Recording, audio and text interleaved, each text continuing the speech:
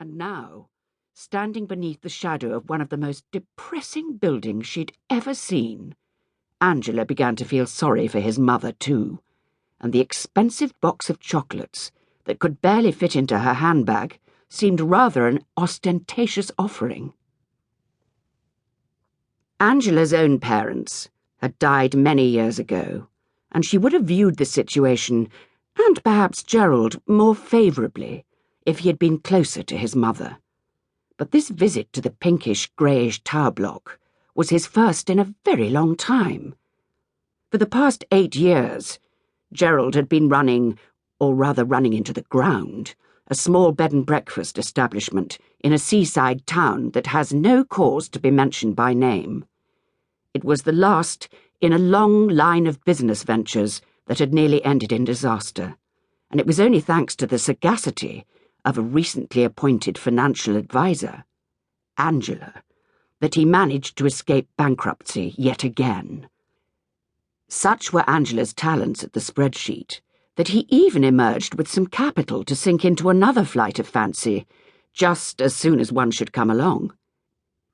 In the meantime, now that he was free of the shackles of the hospitality trade and had something to show off, again Angela, he was keen to start building bridges. His brother and family had recently endured a 3-hour-long visit, and the time had now arrived at long last for the reunion of mother and son. A loud rasping noise made Angela jump. It was Gerald's mother's voice, which, thanks to the archaic intercom system, had been distorted into a robotic-sounding, incomprehensible squelch. Gerald leant forward. "Hello, Mother. We're here." There was a slight pause before a buzzer signalled the release of the door, and it clicked open. "We'd better take the stairs," he said, reaching up and putting his arm clumsily around Angela's shoulders. "From what I can remember, the lifts are very temperamental, and we don't want to risk getting stuck over the festivities, do we?"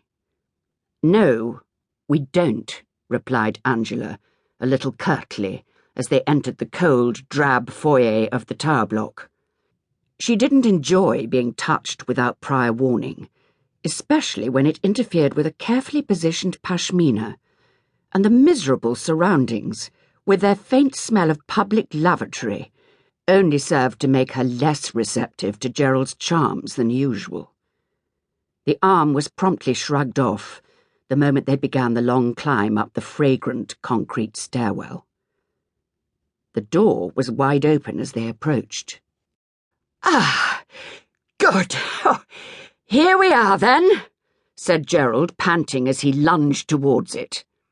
The 66 steps, which he'd insisted upon counting, had turned his face into something unattractively pink and moist.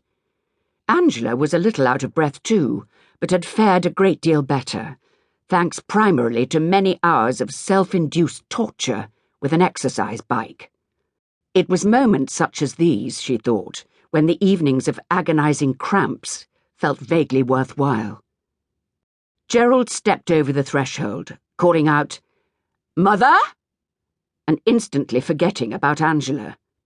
She sighed deeply and followed him into the hallway, stretching her neck to see into as many rooms as possible. It was nothing like she'd imagined at all. The decor was old ladyish. There was no surprise there.